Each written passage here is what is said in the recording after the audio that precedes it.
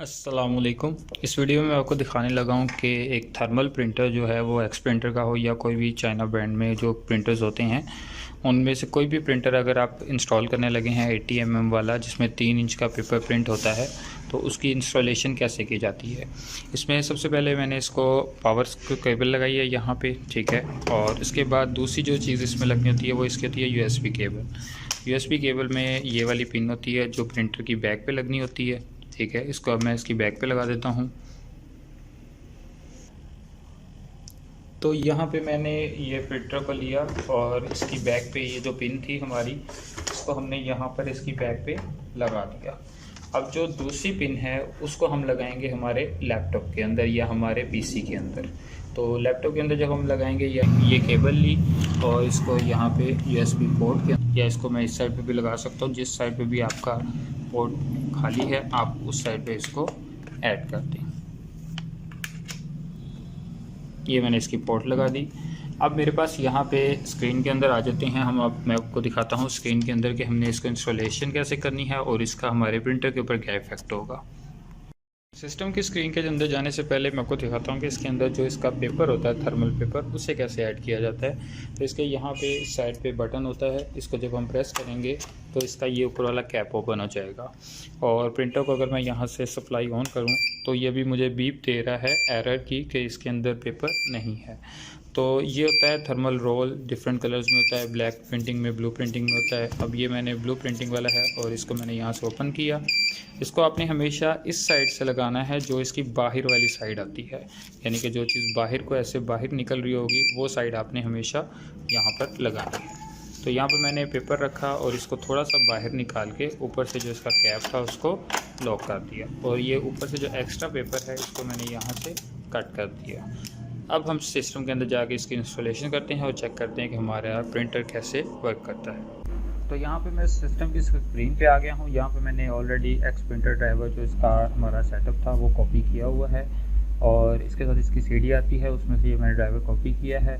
इसको मैंने यहाँ से जब ओपन किया और यहाँ पर हमारे पास सेटअप ओपन हो जाएगा, ये हमारे सामने ऑप्शन आया, यस किया हमने इसको और सेटअप हमारे पास यहाँ पर ओपन हो गया है। सेटअप के अंदर सबसे पहले हमने टर्म एंड कंडीशन को एग्री किया, यस किया, नेक्स्ट किया। इसके बाद इंस्टॉल का ऑप्शन आ जाएगा, इंस्टॉल किया। जब इंस्टॉलेशन हमारी यहाँ पे कंप्लीट हो जाएगी तो ये लॉन्च करेगा एक्स प्रिंटर को।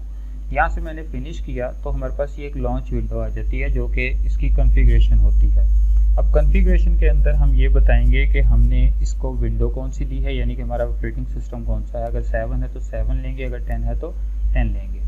प्रिंटर प्रेफरेंसेस, क्योंकि हमने USB केबल यूज़ किया तो हम इसको यहाँ पर USB सेलेक्ट करेंगे और ऑलवेज हम XP80C मॉडल सेलेक्ट करेंगे। XP80 भी कर सकते हैं लेकिन 80 के अंदर C नहीं होगा, यानी कि कटिंग नहीं होगी, तो हमने कटिंग के लिए हमेशा XP80C मॉडल लेना है। उसके बाद यहाँ पर सेट एज डिफ़ॉल्ट पे क्लिक कर दें और सबसे मेन चीज़ है चेक USB पोर्ट। हमेशा USB पोर्ट को चेक करें कि जिस पोर्ट में आपने अपना USB लगाई है केबल वो फ्री है या नहीं। तो जैसे ही मैं यहाँ से चेक USB पोर्ट पे क्लिक करूँगा तो यहाँ पे प्रिंटर ने मुझे यहाँ पर एक मैसेज दिया कि ये आपकी पोर्ट जो सी है ये फ्री है। इस पोर्ट के बाद उसने इसको कट भी किया तो ये मैंने इसका पेपर साइड पे कर दिया और ये मैसेज आ गया कि ये USB 6 हमारी ओके है। अब इसके बाद मैं इसको करूँगा इंस्टॉल नाउ और इंस्टॉल नाउ के बाद जैसे ही कंप्लीट हुआ उसने मैसेज दिया तो you want to print test page, मैंने यस किया तो ये प्रिंटर के अंदर से आपको उसी टाइम पे टेस्ट पेज निकाल के देगा। तो ये देखें साथ ही हमारे टेस्ट पेज भी आ गया और कट हो गया। ये टेस्ट पेज भी मैंने साइड पे रख दिया। अब हमारा ये सॉफ्टवेयर इंस्टॉल हो चुका है इसका प्रिंटर का। अब हम इसको हमारे जो भी हमारा सॉफ्टवेयर होगा उसके अंदर से प्रिंट निकाल के चेक कर सकते हैं। यहाँ पर मेरे पास ये एक बिल आ रहा है, इसको मैंने थर्मल के ऊपर सेटिंग की हुई है। जैसे ही मैं यहाँ से इसकी प्रिंट की कमांड दूंगा तो यहाँ पर हमारा जो प्रिंटर है ये पूरा बिल हमें प्रिंट आउट करके यहाँ पे दे देगा। तो ये देखें ये हमारा बिल प्रिंट आउट होके बाहर आ गया है। इसमें एक सबसे इम्पोर्टेंट चीज़ है कि जब भी आपका थर्मल प्रिंटर एक्टिव होगा, आप यहाँ से जब स्टार्ट में जाते हैं यहाँ पे डिवाइस एंड प्रिंटर सर्च करें, ठीक है। यहाँ पर जैसे ही आप printer device and printer search करेंगे तो आपके पास ये वाली ऑप्शंस आ जाएंगी।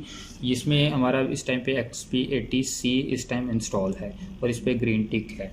तो जब ये एक्टिव होगा तो आप कोई भी अपनी अगर बड़ी रिपोर्ट खोलते हैं, तो जैसे मैं यहाँ पे ये रिपोर्ट को ओपन करूँगा तो ये रिपोर्ट पूरी नहीं खोलेगा, ये सिर्फ इतनी 3 इंच की खोलेगा, क्योंकि इस टाइम पे जो हमारा प्रिंटर है वो मिनी प्रिंटर एक्टिव है।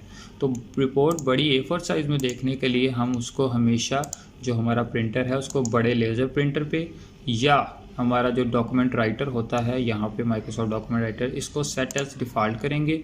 ये ग्रीन टिक यहाँ से उठ के हमारा इस प्रिंटर के ऊपर आ जाएगा। तो जैसे ही ये ग्रीन टिक उठ के हमारा यहाँ से इस प्रिंटर के ऊपर आएगा तो हम उसको क्या करेंगे, रिपोर्ट को बड़ी रिपोर्ट ले लेंगे। तो जैसे यहाँ पे मैंने बड़ी रिपोर्ट ओपन की तो अब जो पहले रिपोर्ट हमारी छोटी आ रही थी अब वो पूरे A4 साइज़ में रिपोर्ट आएगी।